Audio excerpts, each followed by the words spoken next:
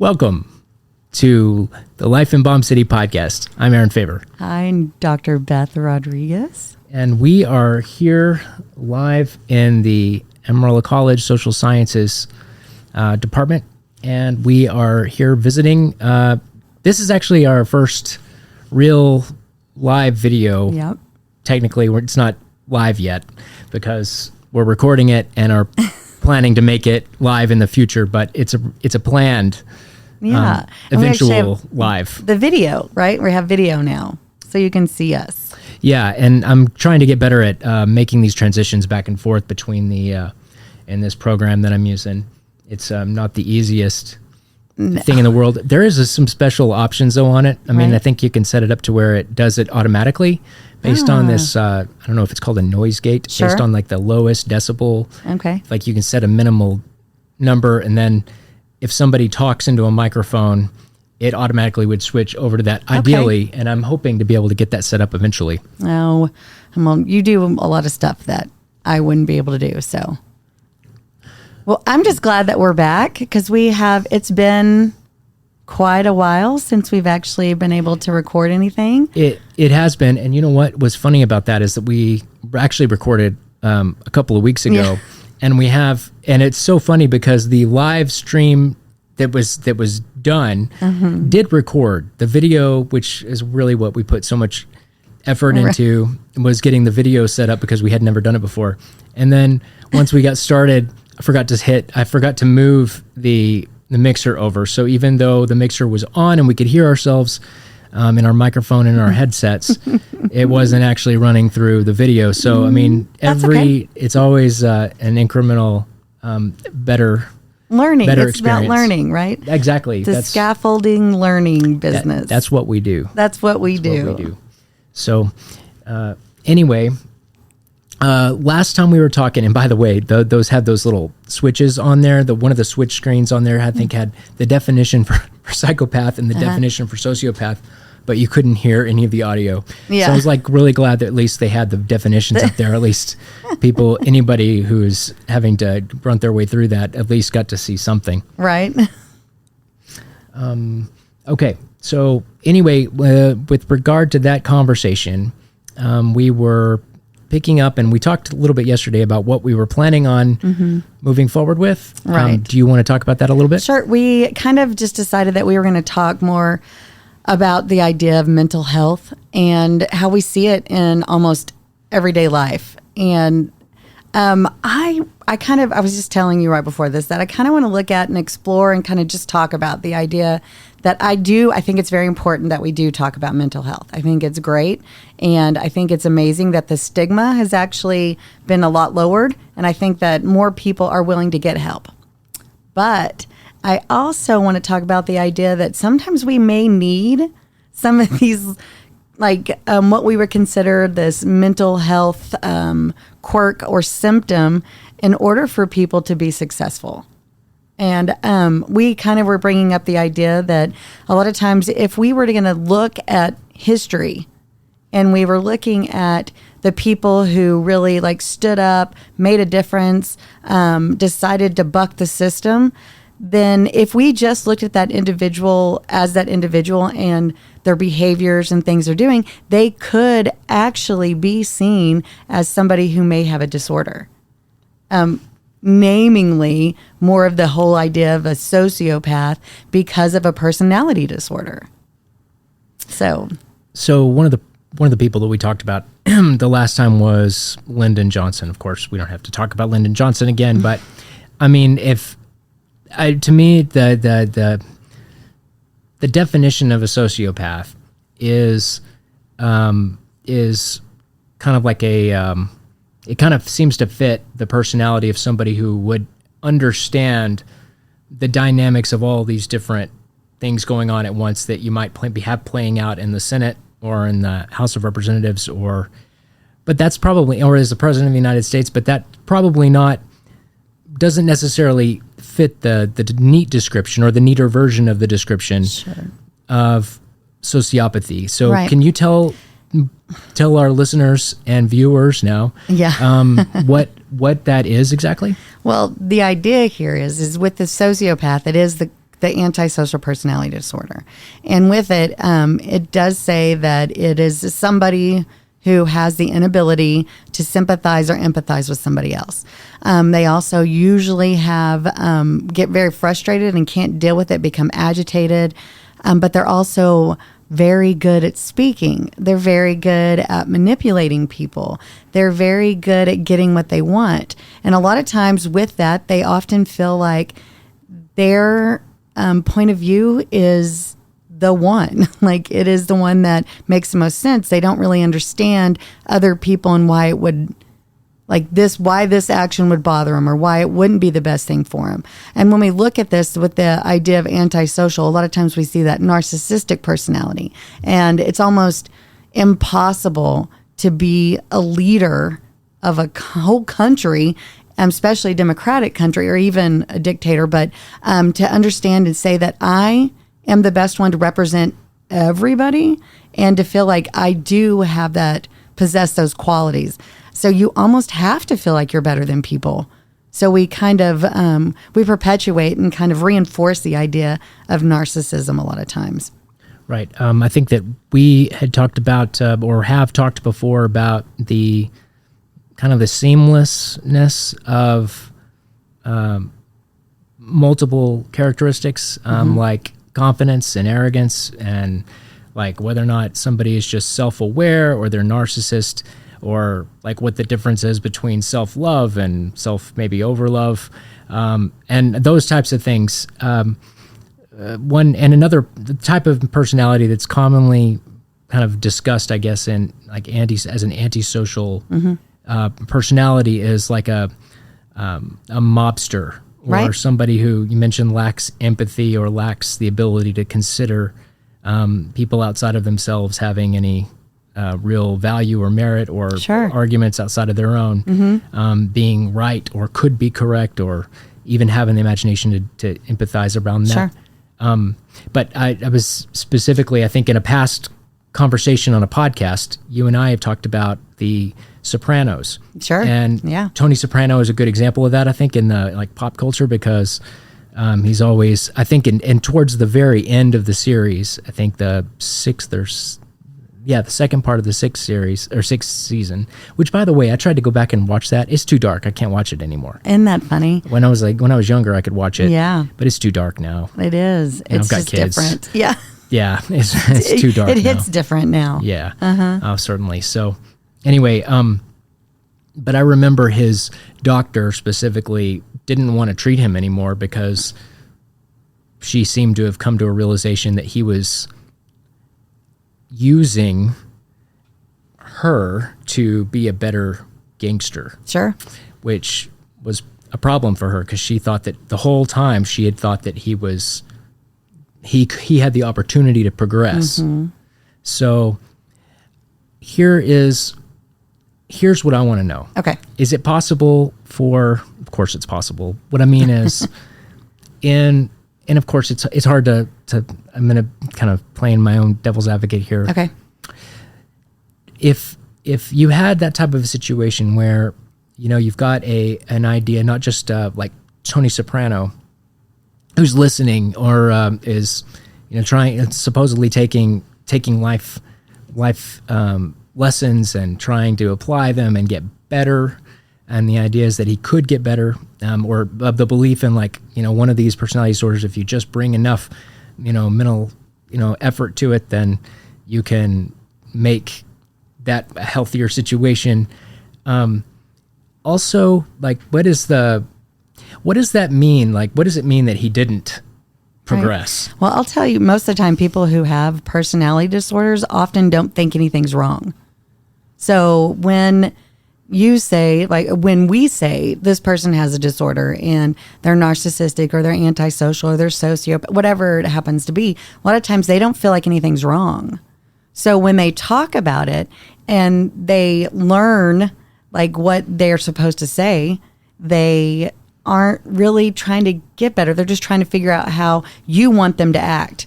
So they're just manipulative. They're just really good. They're con artists. So a lot of times, are they getting better, or are they just learning what they need to do to play the tricks, to play the game?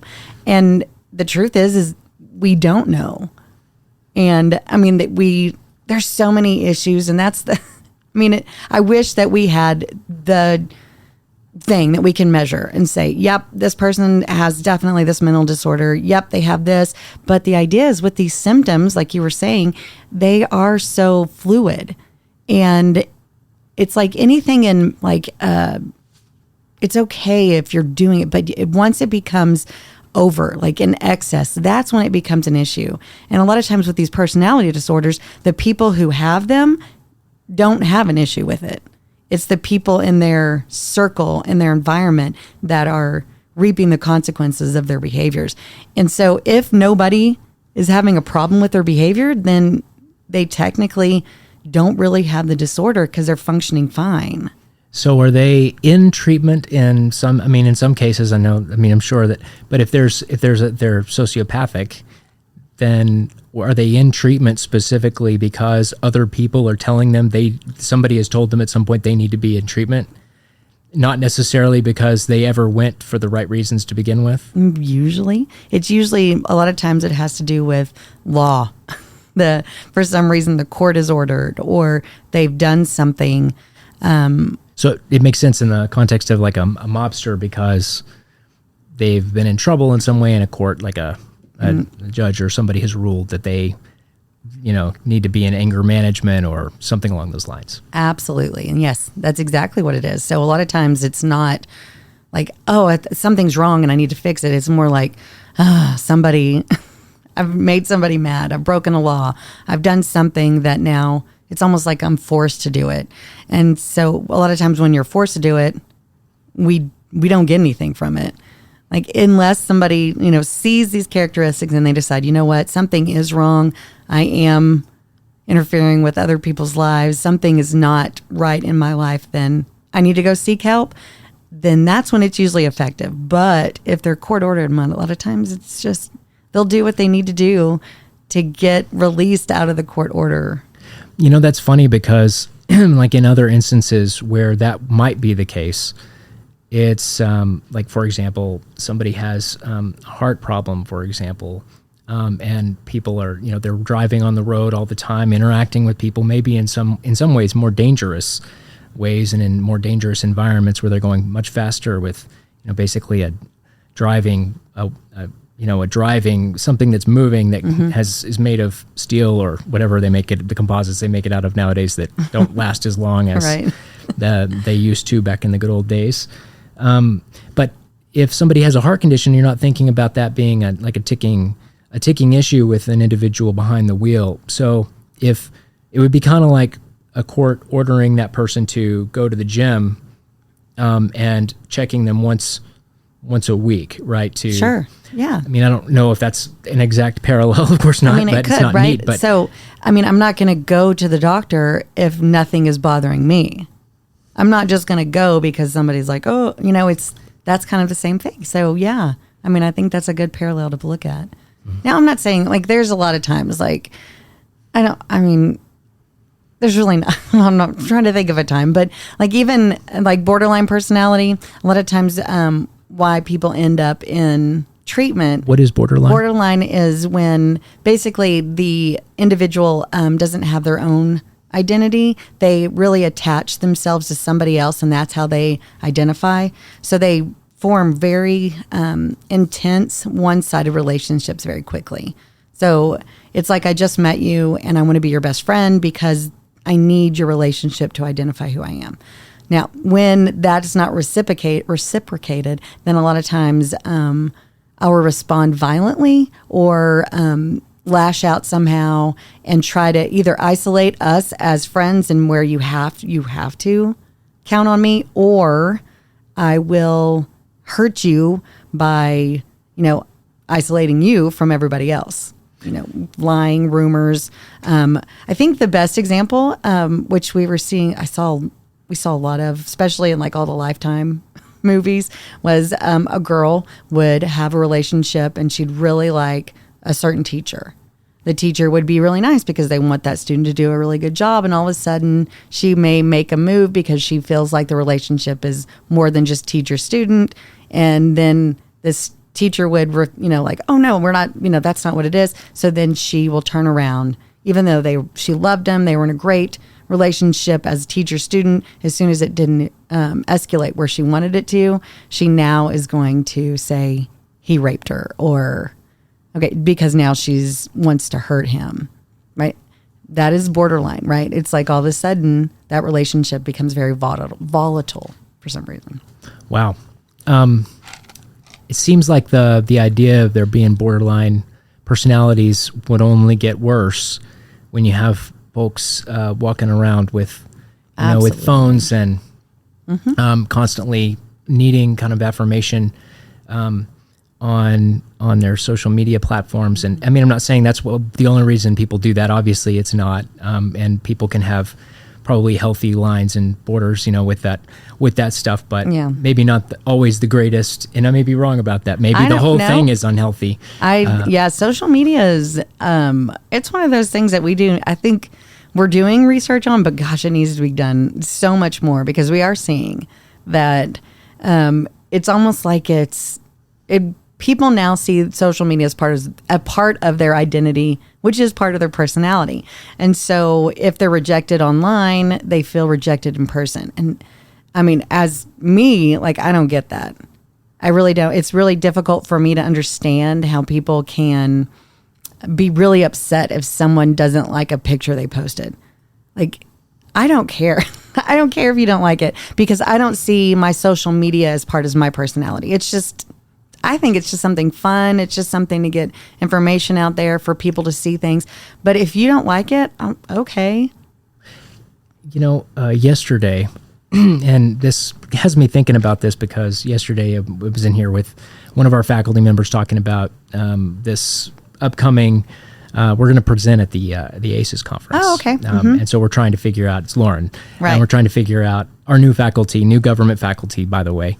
Eventually we got to get her on here. Yeah, she's really good. I think she's in her office right now, but we can't do that. I don't have the extra gear and the other camera and all that. That's okay. I don't have it set up, at least.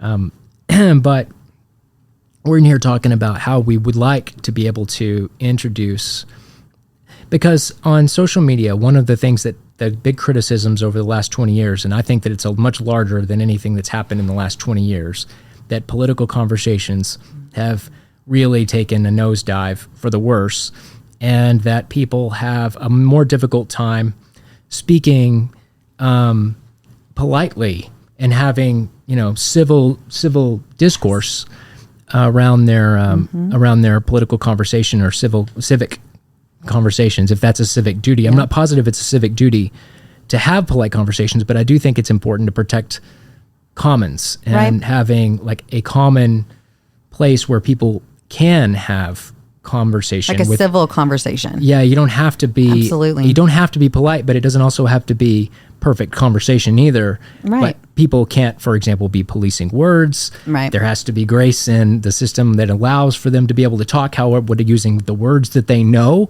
and not what they have been educated to know. And you know what I mean? It's vital that they have those common things that are protected. And I think that's one of the things that we do in our academic environment. We had this part of this ACES conference is we really want to be able to use dilemmas to converse about complex topics like, abortion. Sure. Or, as you mentioned a second ago, rape, or something along those lines, because they are really difficult issues to talk about without, because they involve some of the most important, intimate things that human beings do. Of course, they're going to elicit emotion, deep emotional responses. And absolutely. We want that. We don't want that to be alien. We don't want to shut the emotion off of it. No, absolutely. So I've had this conversation, and people often ask, like, why? Why is it now that all of a sudden we have to have we can't have that conversation where people get so angry at the people who are on the other side, and you can't agree to disagree anymore. Like, it's just not there. So I have this idea, this theory about where it came from. Okay, so forever, when we talked about the idea of collectivist and individualist, like cultures, the idea of an individualistic culture is that you are a unique individual to yourself. that you would, if I asked somebody, describe yourself, you would say things like, oh, I'm smart, I'm outgoing, those kinds of things. Now, forever, it used to be United States or the Western Hemisphere was considered to be more individualistic culture, where more of the other side, Asian, is probably the most collectivist culture. Now, the idea here is that you are only as good as your weakest link. The idea is that you're very much about collaboration, about making sure everybody's on the same page and everybody's part of something. Okay. Now, when we look at that, we see if you were going to ask somebody to describe themselves in a collectivist culture, they would say, I'm a friend, a daughter, a sister, right? So they're seeing how they are compared to other people. Now, what has happened is because of social media and because everybody has that contact, we are now the most collectivist culture in the United States that we've ever had before because of the internet. Now, because that's happened, instead of it being where we see like, oh, we're going to take everybody in and we're going to be more collaborative, we're going to be more of this idea that everybody's part of the collective, it is now actually made it to where if you don't agree with me, I have to, I got to cut you off. Because if I agree to disagree with you, your opinions, what I would consider to be, which is different, would be now your faults are part of my group, which I can't have because of that collectivist culture. Instead, I can only have the people who believe the way that I do, that are reinforcing the things that I do, because that is us as a group. The collective has to be the same. And if we do that, we are now totally reinforcing and bringing about the idea of the in-group, out-group, which means we can't agree to disagree. Right. And which is not a new idea. I mean, people, I think for years have been talking about tribalism and like kind of the moral, I think the moral side to that, sure. Which is, and maybe that has something to do with it too. The metropole, as I've heard it talked about with the United States being, a major economic hub for the world, and kind of the global leader in all these different types of services and in the past industry, and the attempt to get some of that sure. back, and not because, by the way, not necessarily because that's what's the right thing to do, but because it's the more secure thing to do. Right. And that's fascinating. That's a totally different type of argument, and it's absolutely fascinating. It is. But from the state perspective, which is not really a perspective, but rather a function, it absolutely has to do what's the most secure, and not necessarily the most. Right. That's what I mean. Yeah, the moral. I mean, we could talk. Well, this is future episodes. That would be perfect. Absolutely. Yeah. But anyway, this kind of has maybe given more credence to the idea that people, because the interactions that we have with in our businesses and everything else has been maybe more diversified in some way or another, or even the types of ways that people take money, for example, has changed so many, and there's so many different methods for payment. I mean, the transactional culture of that kind of leaks into maybe, and the ability for a shop owner to try to market their products, and social media, your products are kind of your ideas. Sure. Yeah. Being able to selectively, market to specific audiences is one thing that social media it claims to be really good at, and I think it probably is quite good at it. Some of the stuff in the past, our podcast things, I mean, it's amazing, and political leanings, and the fact that the amount of information that it's unbelievable how much information even one of these entities in and of themselves have about an individual person. So do you think that also kind of plays into this, the role you were talking about, individual and collective cultures, and the need to be able to have in-groups, out-groups, kind of going back to an original, I don't know, the original understanding of it maybe among smaller. Sure, yeah. When we were not, as a species, weren't really in a metropolitan areas and weren't part of the this huge diversified economy with all these different moving parts and all these different supply chains and you name it. All that. I mean, all that stuff may be a little bit more simple than that. But I think that a lot of times when we look at it, even though everything is more complicated, everything is definitions of words, different. It's just more complicated because there's more people and there's more things that are involved. I think that in the simplest version, there's a lot of things that are happening that aren't as sophisticated and new that we thought it would be. It's still just that basic baseline of in-group, out-group. Certain behaviors that people need to have or not have. And those I think it's all just, it might be, which sounds kind of crazy, it might be a lot more simple than we make it. I think we as individuals make everything a lot more complicated than it has to be. A lot. So somebody like Winston Churchill, this is... many say had issues with alcohol and yada. It was an absolute genius with the English language, probably if not one of the greatest, certainly the greatest I think in the 20th century, political figures, and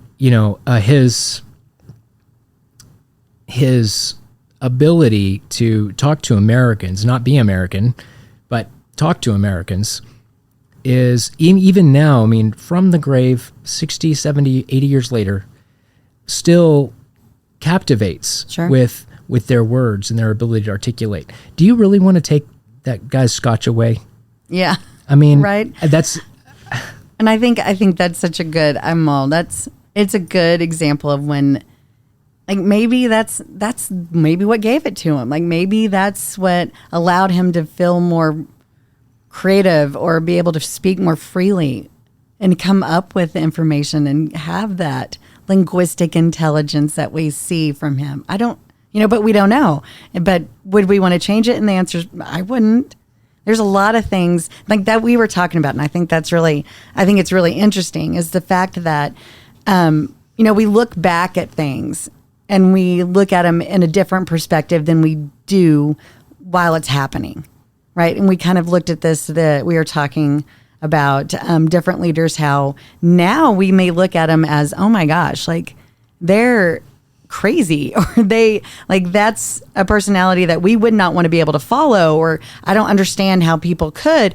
And then, but at the time, those people, they didn't see it that way. Right. And kind of like now we would say, oh, he was an alcoholic, he was this and that. But during the time, if we had changed that, would he have been the man that he was with the abilities that he had? And, you just can't change people because when you look back, right? Right. It's not different. It's just, that's the way it was and that's the way it is. Yeah, the whole William Wallace thing from Braveheart, of course, is not necessarily an accurate historical portrayal or anything, but, I've been given nothing, God makes men who they are. Yeah. That whole bit is a fascinating one, and by the way, it kind of brings up another interesting place to go with that topic, because I mean, how did we get this definition of alcoholism? It doesn't mean it's not to throw doubt onto definitions of everything. That's not the intention, but rather just to ask that seemingly innocent question: is it the definition that the CDC provides of that disorder? That is it the person's personal history and past? Is it, whether or not they were, they got a DWI and, were, as you mentioned earlier, ordered by a court to kind of, revise their, or to help them, Great question. Get past something like, and what exactly is it that makes something like that an issue? Because, I mean, it seems like there's a similar thing going on with sociopathy and psychopathy. And these words are still really new to me. I'm not really very good at pronouncing them, but they're... Yes, is my answer to that. Really, when we decide, I guess, when it's considered to be a disorder, it's interfering with your everyday life, your functioning. If you're not able to function, then now it's seen as a disorder. So if you are drinking, like if we're going to say with alcoholic or addiction, substance abuse addiction is what it's called now, or disorder. I guess it's not really a disorder unless it's not interfering with your everyday life. So are there functioning alcoholics? With the term, the idea is then is that really even a correct term then? If they're functioning alcoholics, then it's not a disorder, is it? I mean, that's the question. So that's exactly what you're saying. And the truth is, I don't know. And that's as soon as it becomes an issue in your daily functioning, that's when it becomes a disorder. That's when it should be now alcoholism, alcoholic. Okay, because we've seen a lot of people who can drink a lot and still function at a high level and do things. Like for some reason, every time I think about drinking and the smoking, I always think of George Burns. And I know that a lot of people don't even know who that is. But I mean, he drank scotch. Well, I think he drank scotch. I don't know what he drank. But he always had some brown liquid and a cigar. Remind me who George Burns is. I think he drank and smoked his whole entire life and lived until he was 80, 90 years old. Right? I think he was a late night talk show host. And everybody always uses him as that, oh, well, he drank and smoked his whole life and he was fine. And it's I think it's possible. I think that that it is possible to have symptoms of what we consider a sociopath, a narcissist, a borderline. And if you're functioning and it hasn't necessarily, you haven't had to run in with the law, you haven't done something that is now like court ordered, maybe even though you have the symptoms, is it really the disorder? Interesting. Yes. So part of this is going to be kind of superficially drawn as being, that age-old observation of something just being not a very deep observation, like that there's unfairness that going on. Could we also say that, because based on, as part of that argument, could you say that it has to do with how much social power one has, because some folks have more than others and the ability for them to translate that potential disorder into power? Sure. Or weaponize their ability to do, whatever we'd say that term, use that term all the time. It's just, it is what it is. Right.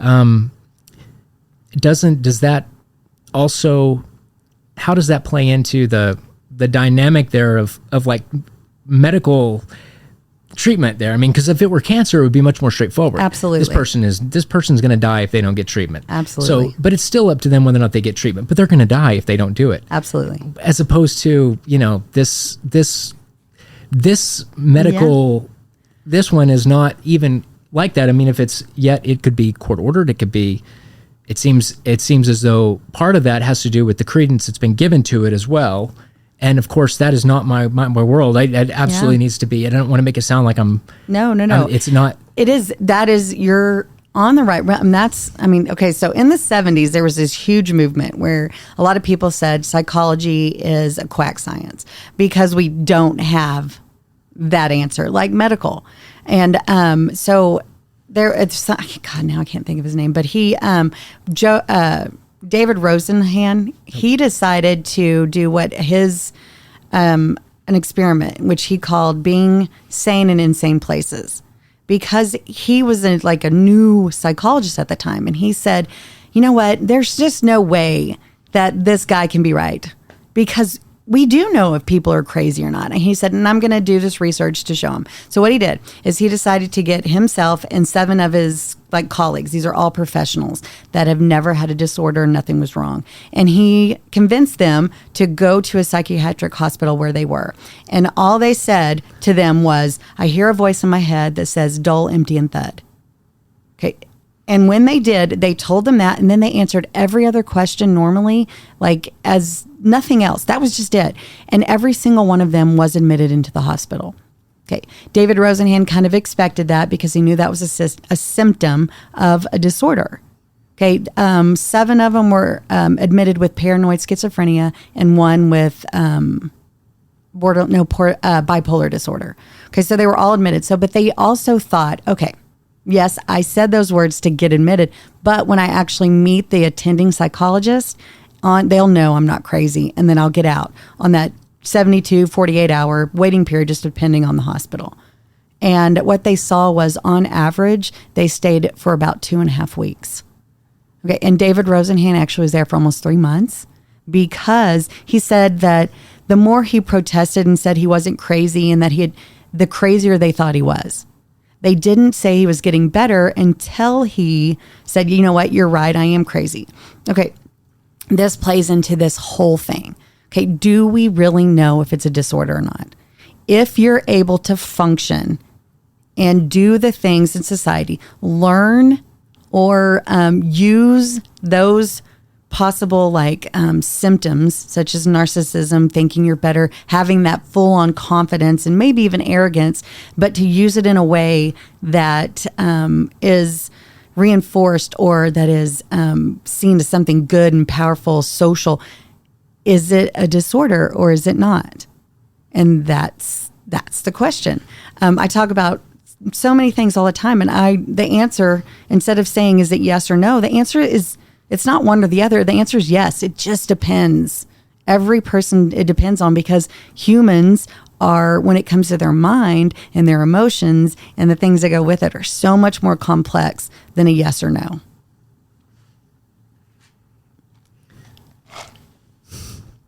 Okay. So another question is if that's the case, and we have, social sciences are just kind of like that. I mean, they're kind of like that, right? There's a speculative nature to it. Government is like that too, by the way. Sure. One thing that I always tell my students is it's extremely arrogant to think that there are.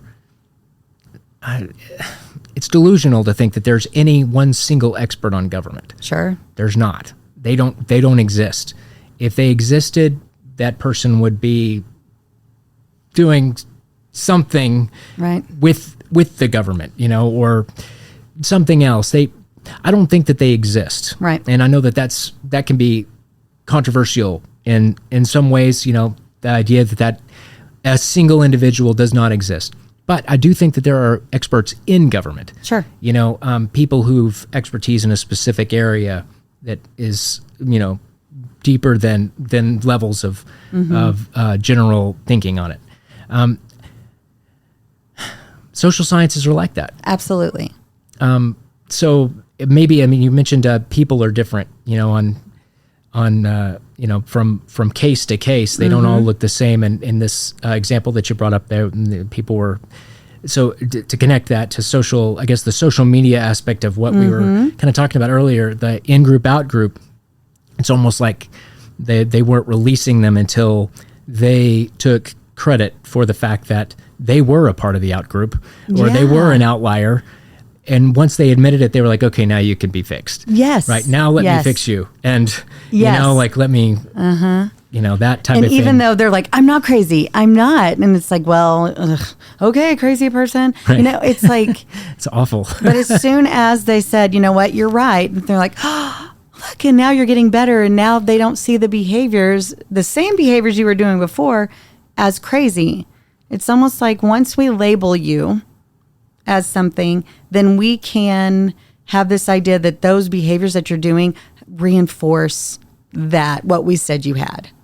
But as soon as we say you don't have it, those same behaviors can be seen as normal. Does that have to do with the possibility of being wrong?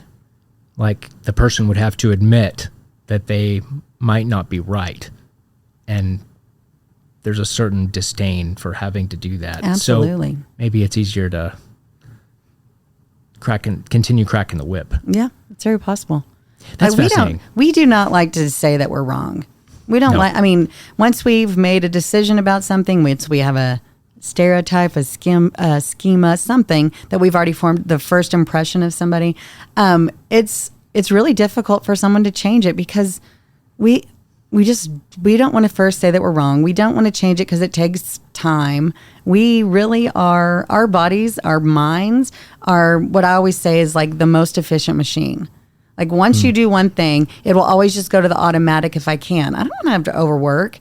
And so if I already have a schema or idea of something, then I'm not changing it unless I'm forced to. And the only way that you could be forced to is being faced with something different over and over and over. And then you're like, okay, yeah, I was wrong. So now I have to change it. You showed, we were talking a couple of weeks ago, maybe even a month ago, about these different biases, some of the different biases. And one of them was something Dunning bias. It had to do with it was a political leaning, or people think they're more something to do with confidence, that they're better at doing something than they confirmation are. bias. It's like a type of confirmation bias, but it has to do with. I know I can't now. Has to do with ideas, I think. Yeah. Anyway, I was on this website looking up different definitions of those types of biases. Yeah. One of the things that I saw in there was planning bias, and I was like, oh wow, I definitely have that because all my life I've tried to put some things off, and specifically, around, for example, last night I was up here writing really late.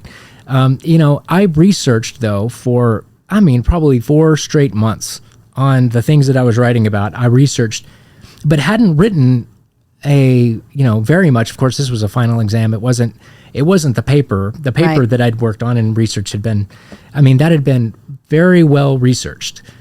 But when it came to the writing part of it, I thought, I'll get to that as long as if I can research it enough, the writing will come. That's the way that stuff works. That has never been the way that I've successfully written anything, but it seems to go in line with the idea of planning bias. Sure. At least the definition that I read on that website, and we need to get that up for people, maybe a little bit at a later date. That's just something to think about. When I need to be thinking about specifically around that bias is that is often wrong. Right. It's funny because we do that, right? We have this idea that, oh yeah, this will work this time, even though it hasn't worked yet. Like it hasn't done it, but we keep going back to it. It's just funny. Like the whole idea that I always do it with my superstitions. Like, okay, there's a pair of shoes that I wore, and that had nothing to do with shoes, but I wore it, and my son was in a basketball game, and he hit another kid and busted his head open. Okay, and it was awful. Like he's standing there, didn't know what happened, and then all of a sudden blood just went pouring down his face, and I'm freaked out. Well, I had these certain shoes on. Guess how often I wear those shoes? How often? I don't. Why? I never wear them. Because for some reason, I put those shoes with that. And so has it happened again? No, it hasn't. You know why? Because I haven't worn the shoes. Yeah, that's what it is. What? Okay, that's a confirmation bias. Like it's not the shoes, but I don't wear them. Now this idea in my head is if I do wear them and then it happens, it's my fault. Superstitions. Yeah. And that is a confirmation bias. But people need to know this also, Dr. Rodriguez, you are more than just Dr. Beth. You're also Coach Beth. Oh, yes. Yeah. Do you want to talk a little bit about what the kinds of stuff that you're doing with your? Jeez. Yeah. Sorry, I put you on the spot. No, that's I didn't mean to do that. No, it's not a problem. I did coach before. I was coaching. Well, actually, I've coached a lot before, but it's been a while. And I kind of was like, I don't want to be in this realm anymore. Not that I don't love it, because I do love it. It's just because the kids. And I really enjoyed watching my kids instead of being the coach, because once I'm in, I'm like in.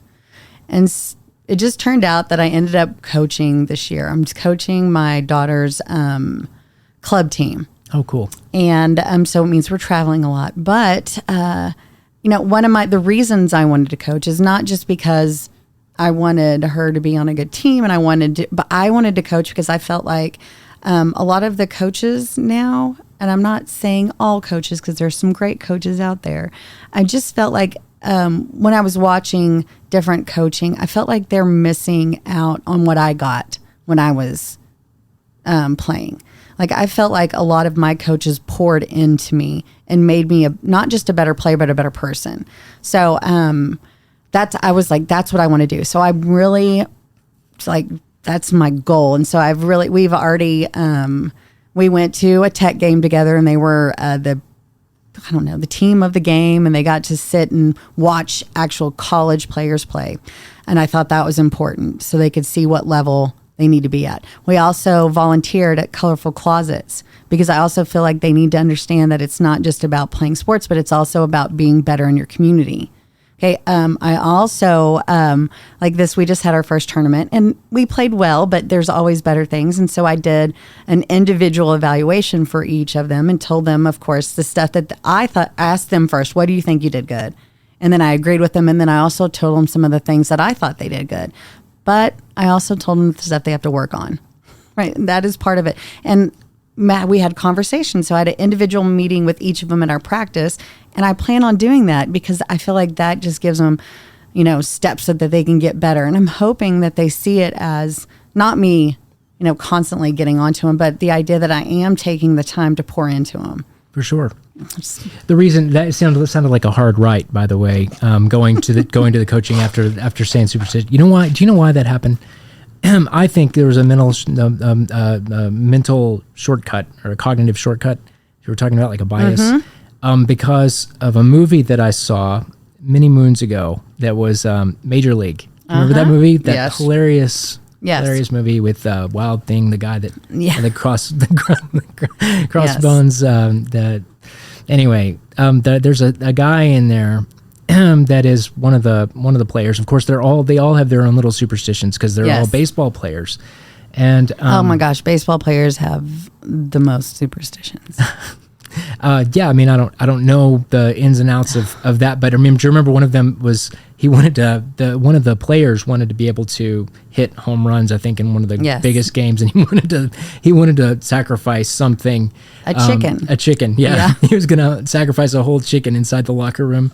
I mean, that's hilarious. I mean, I'm sure that's been done before at some point or another, but probably, which is not funny. No, but just the fact that it was the superstition that he had to have the chicken in order. Yeah. And that's the idea. It's like this. And then when he didn't hit home runs. Right. I think that a lot of times it has to do with that mental block. It has to do with what we have decided is the reason for. And I think that, what's crazy, this is actually going to bring us all the way back to everything else that we've been talking.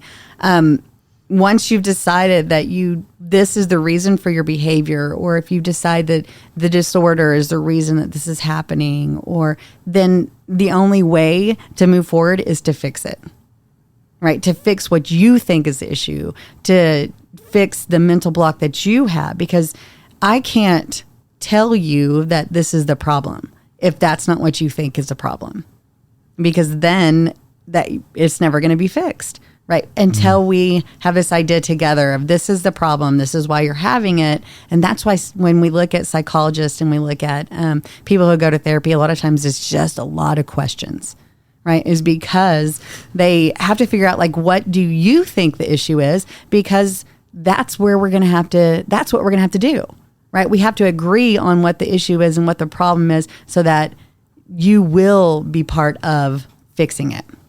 That's fascinating. So, again, doesn't the behavior, so for example, the superstition, and then we'll go ahead and finish up because we've been talking. Can you believe this? We've been 53 minutes or something. It always goes by so fast. Yeah, it really does. But that's the way conversation is. It is. Really it should be. Good. It should be. Yeah. Hopefully you're not checking your watch constantly. Going, oh my gosh, I gotta go. But the superstitious behavior. like for example, the Jay Boo or whatever that guy's name is that he is sacrificing the chicken to because he wants to hit the home runs. He wants to do it in the locker room in front of everybody. Right. And it's important to him in that hilarious comedy from the late 80s or something, for him to do that in public and make it publicly for the team to witness, right? What he's doing in some ways, because he's showing the level of care that he has for it, so that in the event that he does fail and doesn't hit the home run, they can see why, and have an attributable reason for why there was failure, and it doesn't have to be outside circumstances. That's fascinating. I mean, I don't know what the extent to which that is possible, specifically with the superstitious stuff, but it seemed to make sense, like that there's, especially with like, I guess, commonly understood, patterns of odd, weird, things that are happening. I mean, I'm sure that there's more than just that too. But super complex stuff, especially when you get into like religious, level events, where people are trying to demonstrate the level of care they have for something. In that case, home runs, and making sure that he's doing everything doing possible. He can for the team, for the team. But demonstrating that in a way that's kind of dramatic. And it, would probably be seen as an abnormal behavior. For sure. Right? Oh, yeah. So, I mean, in the circumstance, right, it's not because it's in for baseball. That's a superstition. But if he was doing it in any other situation, oh my gosh, like something's wrong, right? And that's just another. Yeah, for sure. That would not be. Yeah. In the locker room, that would be understandable. Right, because it's a superstition for home runs. Yep. Sure. Yep. And I'm sure there's weirder superstitions in real life, but I don't know what they are. Yeah. So anyway, well, I guess that being said, we're going to try to get better even with the camera switching thing. We're going to have some guests coming up here. One of the people that is going to be joining us in the springtime is Tanner, Dr. Hargrove, who is moved into the office next to, and is hired full time, not just moved into the office, but he works. He's just hanging out here. He works at Emerald College. He is full time, faculty. We've had him for 2 3 years. This is the third year, maybe. Isn't that funny? I don't even know. Everything goes so fast. It's crazy, yeah. But he's going to be joining us in the springtime. We've got probably Lauren next door, who's probably going to end up joining us for talk about something with something. Yeah. And we've got a lot to talk about. Obviously, we need to pull some more of these topics. Absolutely. I think we should talk about AI and how we are seeing how all these old movies are now coming into fruition. Like the Terminator, you guys, every time I talk about robots, and I'm like, has nobody seen the Terminator? Okay. Yeah, I mean, it's the truth. Yeah. I mean, it's the truth. And I mean, there's a lot of evidence now that this suggests that like a lot of the developers not only have stepped down with that in mind because they don't want that to to happen, and they see that it's picking, but they're also pushing AIs, or different versions of it to try to protect itself. Sure. And seeing how it chooses to do that. I guess maybe taking its own, would that be its own shortcuts? Its own probably. I guess. We're gonna have to talk about that. That's gonna be a good one. All right. Well, thank you again, and we'll be getting back to you guys here in a couple of weeks. I hope y'all have a Merry Christmas. Merry Christmas. Happy holidays. And Happy New Year. Whatever. Happy New Year 2025. That's crazy. Yeah, it is crazy. All right. All right. Well, have a wonderful Christmas, everybody. Bye. Bye.